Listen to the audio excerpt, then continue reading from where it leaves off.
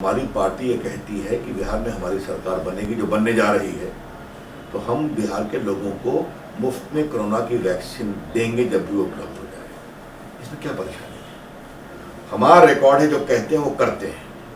परेशानी उनको है जो जुमले करते हैं, आश्वासन देते हैं, क्या क्या करेंगे आप देख रहे हैं, उन्होंने आज तक नहीं दिया, लोग आज तक शिकायत करते हैं। लेकिन मैं तो इसे बहुत ही क्रांतिकारी कदम मानता हूं कि स्वास्थ्य की सेवा, हेल्थ केयर किसी भी जिम्मेवार सरकार की पहली प्राथमिकता होनी चाहिए।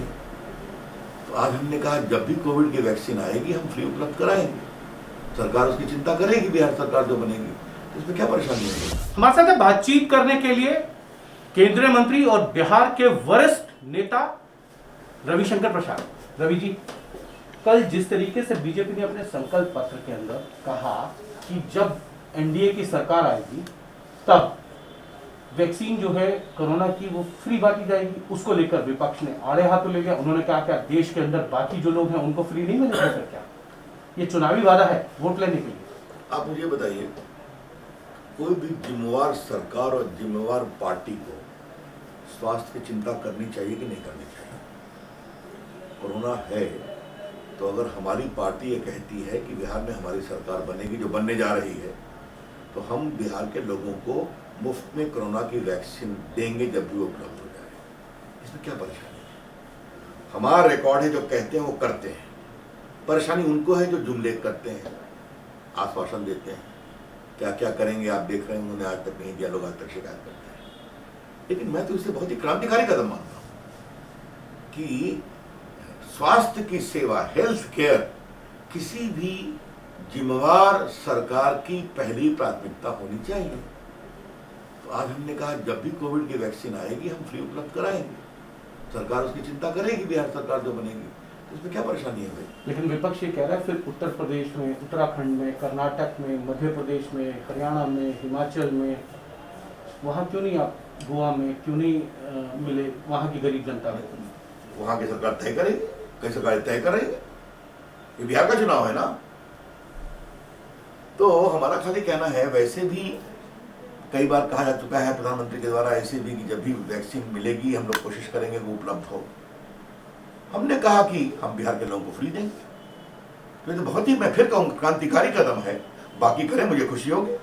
विपक्ष ये कह रहा है कि आप बीमारी पर और मौत पर राजनीति कर रहे हैं और वोट लेना चाहते हैं, डर दिखाकर। देखिए, ऐसा है कि उनको ये हारे हुए लोगों की हताशा है।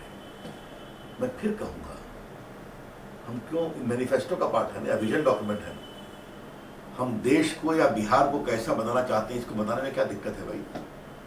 कोई नौकरी की बात कर रहा है जो कभी नहीं पूरा कर पाएंगे, क्षमता ही नहीं है। आकर के कांग्रेस पार्टी ने कहा है कि और छोड़िए, देखिए अंतर देख लीजिए आप। महागठबंधन का विजन डॉक्यूमेंट है कि हम शराबबंदी की समीक्षा करेंगे, समझ गए आप? और हमारा विजन डॉक्यूमेंट है कि हम कोरोना के बिहार के लोगों को मुफ्त में वैक्सीन देंगे, बिहार सरकार व्यवस्था करेगी। इस सोच का सवाल है। मतलब आप कह रहे हैं कि अगर उनकी सरकार आती है तो शराबबंदी की समीक्षा करके उसको दोबारा से शराब को बिहार के अंदर बिक्री के लिए खोल देंगे। मैं सिर्फ बता रहा हूं जो उन्होंने कहा है, ये सोच है। हाँ, हमने तो कभी एक सेवाएं देने का और एक आपका कहना है, यही तो अपने आप में बहुत महत्वपूर्ण चीज। आपकी सोच क्या है? क्या उन्होंने घोषणा नहीं किया कि हम समीक्षा करेंगे? करने दीजिए, उनकी बात है। उनकी प्राथमिकता में शराबबंदी की समीक्षा करके खोलने की कोशिश होगी। हमारी प्रतिबद्धता में बिहार के हर लोगों को मुफ्त में कोरोना का वैक्सीन जैसे निकलेगा उसकी व्यवस्था करने की होगी। तो ये तो हर दल का अधिकार है जो अपनी बात कहे। शराबबंदी बड़ा इशू है इस मुद्दे, इस चुनाव में, आपको लगता है? अब इस पर मैं कुछ नहीं बोलूंगा, जो महागठबंधन का विजन था मैंने आपको बता दिया। सर, एक सवाल और है। तेजस्वी यादव ने कहा कि हम 10 लाख नौकरी देंगे, उसके जवाब में आपने अपने संकल्प पत्र में दोहराया कि हम 19 लाख रोजगार देंगे। तेजस्वी यादव ये कह रहे हैं कि बीजेपी उनकी इस घोषणा से घबरा गई और इसीलिए वो रोजगार की बात करने लगी है। रोजगार तो आदमी अपने आप सृजन कर लेता है, अगर करना होता तो नीतीश कुमार जी ने पिछले 15 साल में क्यों नहीं कराया लोगों को? क्यों वो प्रवासी मजदूरों की तरह बाहर रहते हैं, पैदल चलकर आते हैं, जब रोजगार नहीं मिलता तो दोबारा वहाँ काम के लिए जा रहे हैं? देखिए, भाषण तो फील्ड में होगा, भी सीधे सवाल आप पूछिए, हम लोग दे रहे हैं। ये बार बार कहा गया है कि लालू प्रसाद राबड़ी देवी की सरकार में लगभग 90,000 लोगों को नौकरी मिली। नीतीश कुमार की सरकार में लगभग 6.5 लाख लोगों को नौकरी मिल चुकी है, 2 लाख शिक्षकों की नियुक्ति हुई है। आपको बताऊं, IT मंत्रालय में बिहार में क्या क्या नई प्रगति हुई। हमारे जो कॉमन सर्विस सेंटर है उनकी संख्या लगभग 3-4 हज़ार थी 14 में, और वो लगभग 35-40 हज़ार हो गई। 2.5 लाख बच्चे वहाँ काम करते हैं, डिजिटल सेवाएं देते हैं। आज पटना में TCS खुल गया है, BPO खुल रहा है, मिर्जापुर में काम चल रहा है। तो मैं नहीं सोच, और अब क्या कहा है प्रधानमंत्री जी ने, देश जो उन्होंने 15 अगस्त को कहा था कि देश के 6 लाख गांव में हम ऑप्टिकल फाइबर इंटरनेट लाएंगे, याद होगा 1000 दिन में।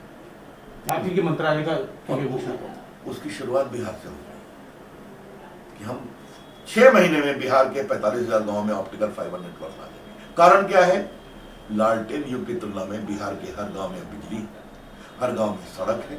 पटना से आप बिहार में चाहे सुपौल, कटिहार, दरभंगा या भागलपुर, आप सिर्फ 5 से 5.5 घंटे में पहुंच सकते हैं। तो सड़क हो गई, बिजली हो गई, अब ऑप्टिकल फाइबर इंटरनेट पहुंच रहा है। बिहार में मोबाइल की संख्या 14 में कितनी थी मालूम है आपको? 4.5-5 करोड़। अब कितनी है? लगभग 9 करोड़। तो ये अपने आप में दिखाई पड़ता है। मैं सवाल पूछता हूँ, कितने लोग हो? देखिए, जिस तरीके से आप डिफेंड कर रहे हैं नीतीश कुमार की सरकार को, उतने अच्छे से तो जेडीयू भी डिफेंड नहीं कर रही है। जेडीयू पूरी तरीके से तेजस्वी यादव के जो हमले थे नीतीश कुमार पर, जॉब को लेकर या ये कहें कि कानून व्यवस्था को लेकर, उस सब का जवाब तो बीजेपी दे रही है। नीतीश कुमार और उनकी पार्टी शायद पिछड़ गई, एंटी इनकम्बेंसी है क्या? देखिए 15 साल में। अब ये आपकी, कल मैं नीतीश जी के साथ था, दिन भर 5 सभा में बिहार के कोनों में, उन्होंने काफी विस्तार से जवाब दिया है। लेकिन हाँ, जिस तरह से जिस भाषा का प्रयोग कर रहे हैं, तो मैं एक ही बात कहूंगा आरजेडी से नेता से कि आपके जो बड़े बड़े पोस्टर लगे हैं उस पर आपके माताजी और पिताजी का चेहरा क्यों गायब है? यहाँ जाइए गार्डनर रोड पर, पहले भाजपा का दफ्तर है, फिर जदयू का दफ्तर है। ये उनका चुनावी रणनीति तो नहीं? लालू की फोटो लगेगी तो कहीं नुकसान। यही मैं कह रहा हूं, 7.5 साल पिताजी मुख्यमंत्री बिहार झारखंड, 7.5 साल राबड़ी जी मुख्यमंत्री। क्यों शर्माते हो भाई? क्योंकि आप भी आशंकित हैं कि जहां फोटो आएगी तो फिर फोटो में अपहरण, लूट, फिरौती। जाके देखिए पटना की सड़कों पर कितनी दुकानों को जबरन बेचने मजबूर किया गया। एक सवाल है, 2010 में मैं यहाँ था, आपसे बात भी हुई थी, तब बीजेपी जो है छोटे भाई की भूमिका में थी, अब बराबरी पे आप आ गए हैं। और ऐसा लगता है कि 2010 में जिस तरीके से नीतीश कुमार के सुशासन बाबू की छवि को लेकर बीजेपी चली थी और उनके कंधों पर गई थी, तो आपका 92% का स्ट्राइक रेट रहा था विनेबिलिटी का।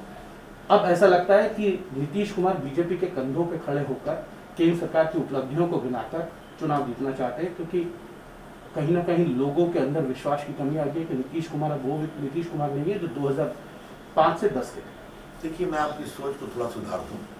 हमारे प्रधानमंत्री की प्रामाणिक सोच है, जब तक बिहार का विकास नहीं होगा देश का विकास नहीं होगा। जब तक पूर्व भारत और पूर्वोत्तर मैंने भारत, तो नीतीश जी की बात की। नहीं, मैं तो आपका जवाब दे रहा हूँ।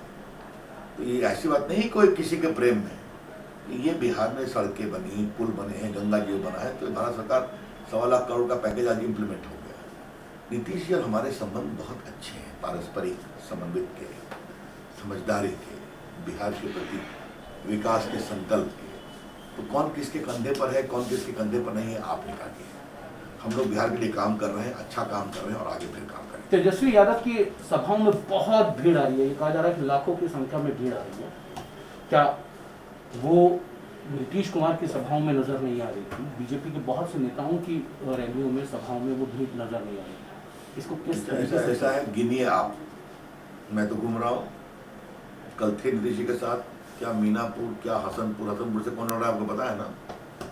उनके भाई लड़ रहे हैं। क्या विभूतिपुर, और बाकी मैं स्वयं घूमा हूँ बिहार में कई जगहों पर, ऐतिहासिक सभाएं। एंटी इनकम्बेंसी नहीं है नीतीश के? नहीं, देखिए फिर मैं कहूँगा, मैं एक सवाल पूछता हूँ हर जगह। सिक्टी में पूछा, अररिया में, पटना जाने में कितना वक्त लगता है? कहा 5 घंटे का, पहले कहा 9-10 घंटे कम से कम। बिजली है तो है, खौफ का माहौल है। देखिए फिर मैं कहूँगा, बिहार के डर को समझना है तो 2005 के उसको रिकॉल करिए। बेटियां शाम में निकलती नहीं थी, कोई भविष्य नहीं था, लालटेन का युग था। तो हम देखे, उन्होंने तो यहाँ के भोगे हुए हैं। और भ्रष्टाचार की लड़ाई में रविशंकर प्रसाद ने कुछ भूमिका अदा की है ना यहाँ पर, याद है ना? कुछ लोग जेल में बंद हैं, उस पूरे मामले की सीबीआई की इंक्वायरी किसने बहस की थी। तो सारा अतीत है।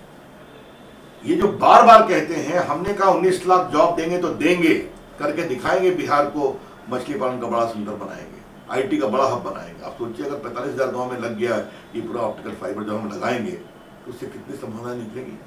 हम चाहते हैं बिहार में प्रामाणिक विकास हो, किसानों के लिए, खेतिहरों के लिए। रवि जी, एक सवाल मेरा है, बहुत छोटा सा है। सब लोग ये पूछते हैं कि अगर सीटें जो हैं, जो आज का माहौल भी है, जेडीयू उस तरीके से नहीं, नाराजगी बहुत है जेडीयू के खिलाफ, बीजेपी के खिलाफ नहीं है, ये स्वाभाविक तौर पे आपको भी नजर आया होगा। बीजेपी की अगर सीटें ज्यादा आती हैं, नीतीश कुमार की कम आती है, आप पहले भी कह चुके हैं कि नीतीश कुमार ही मुख्यमंत्री होंगे, क्या अगर उनकी सीटें आपसे आधी रह जाएंगी या और कम हो जाए तब भी नीतीश कुमार ही मुख्यमंत्री होंगे या रविशंकर प्रसाद या बीजेपी का कोई अन्य मुख्यमंत्री होगा? देखिए, ये सवाल का क्या मतलब है जब हमारे पार्टी के राष्ट्रीय अध्यक्ष कह चुके हैं, गृह मंत्री कह चुके हैं, प्रधानमंत्री जी ने नीतीश कुमार के काम की सराहना की है, हमारे प्रभारी कह चुके हैं, सुशील मोदी कह चुके हैं, मैं कह चुका हूँ, तब फिर आपको और क्यों परेशानी है? मुख्यमंत्री नीतीश जी हैं, मुख्यमंत्री नीतीश जी बनेंगे। अंतिम सवाल, बीजेपी को कितनी सीटें देते हैं आप? क्योंकि आपका गणित बड़ा अच्छा होता है, मैंने उत्तराखंड में देखा 2007 में, छत्तीसगढ़ देखा, कई राज्यों के आप प्रभारी रहे जब बीजेपी में महासचिव थे, आपका आकलन बड़ा सटीक होता था। इस बार भी कुछ आपने आकलन तो किया ही होगा। 2/3 बहुमत बीजेपी की कितनी सीट? अब वो सीट आप गिनिए, 2/3 बहुमत एनडीए जीतेगा। और देखिए एक बात और जानिए, इस बार एनडीए में जो समझदारी और अंडरस्टैंडिंग है ना, जदयू है, बीजेपी, पिछली बार से ज्यादा परिपक्व, मुकेश सहनी जी की पार्टी है, हमारे मांझी जी की पार्टी है, हम हैं। तो इस बार हम लोग एक संकल्प से लड़ रहे हैं। और आज तो हमारे प्रधानमंत्री का दौरा भी है। चिराग बड़े नाराज है नीतीश कुमार से और बीजेपी के साथ है। वो कहते हैं कि नीतीश को हटाना है, बीजेपी को लाना है। आप कह रहे हैं कि नीतीश को लाना है। देखिए, ये सब सवाल आप पूछिए, मैं चिराग जी को कोई टिप्पणी नहीं करता। ऑलरेडी क्लैरिफाई कर दिया गया कि कोशिश की गई वो रहते हैं। उन्होंने फैसला किया है कि हम नहीं रहेंगे नीतीश जी के साथ, तो ठीक है, ये उनका फैसला है। लेकिन हर चीज़ पर नुकसान तो नहीं पहुंचाएंगे, हर चीज़ पर मैं कोई टिप्पणी करूँ उचित नहीं है। लेकिन हाँ, कोई यहाँ पर जदयू भाजपा एनडीए की सख्त, पुख्त और मजबूत सरकार 2/3 बहुमत से मिलेगी। सवाल करना आपका अधिकार है, जमीन में मैं भी घूम रहा हूँ। जी, ये थे केंद्रीय मंत्री रविशंकर प्रसाद। कैमरामैन प्रदीप गुप्ता के साथ हिमांशु मिश्रा, पटना।